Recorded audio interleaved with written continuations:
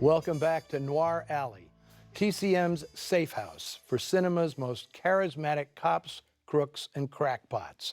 I'm your host, Eddie Muller, here on Weekend Furlough. For tonight's offering, let's go back to the house of noir, that is, RKO Radio Pictures, and a B programmer called Follow Me Quietly. Now, considering that it's only 59 minutes long, there's quite a backstory to how this movie made it to American screens in 1949. Several factors led to the creation of Follow Me Quietly.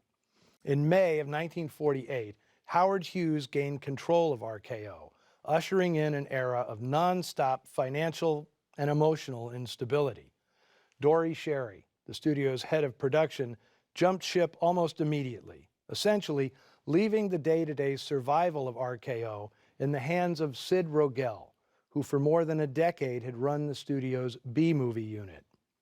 Through all of RKO's twisting fortunes, the B unit held the tiller steady and continued to turn out profitable films.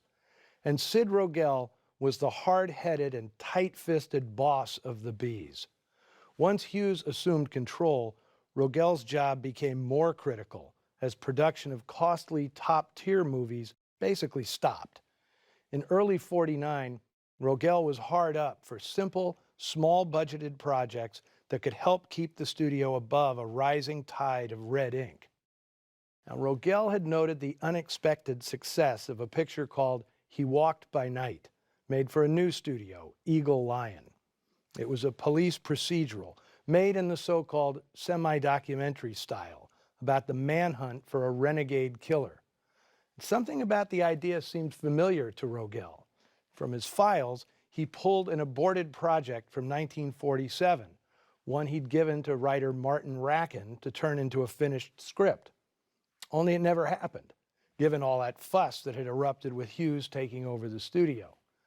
The original story, Follow Me Quietly, by Francis Rosenwald and Anthony Mann, was first bought by producer Jack Rather, who'd intended to make it as part of a multi-picture deal with Allied Artists, with Don Castle in the lead role. Rogel bought the story from Rather, expecting to have Anthony Mann make it at RKO, where the director had made several sturdy B pictures, including his most recent, 1947's Desperate, which displayed genuine brilliance on a virtually non-existent budget. So, at its new home, Follow Me Quietly was slated for production, with Kent Smith in the lead and Anthony Mann at the helm. But Mann was suddenly enticed away from RKO by independent producer Edward Small, who gave him creative control over a pair of films that would largely define the look and feel of post-war noir, T-Men and Raw Deal. Mann would never return to RKO. But his story, Follow Me Quietly, about a manhunt for a mysterious serial killer, would go into production in August of 1948 with a new director, Richard Fleischer. Coincidentally, in the intervening months, Anthony Mann was hired by Eagle Lion to pinch direct several striking sequences in He Walked by Night, the film that inspired Rogel to pull that aborted script out of his file cabinet. Richard Fleischer was not only a talented director, he was a lucky one. Sid Rogel was notoriously rough on directors, but for some reason, he took Fleischer under his wing in 1946.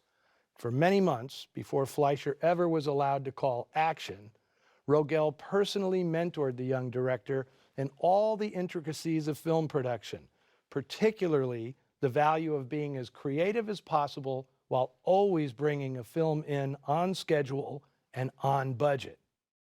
Fleischer recalled with horror how Rogel ran roughshod over Broadway luminary Harold Clurman, making his directing debut at RKO with a 1946 thriller, Deadline at Dawn.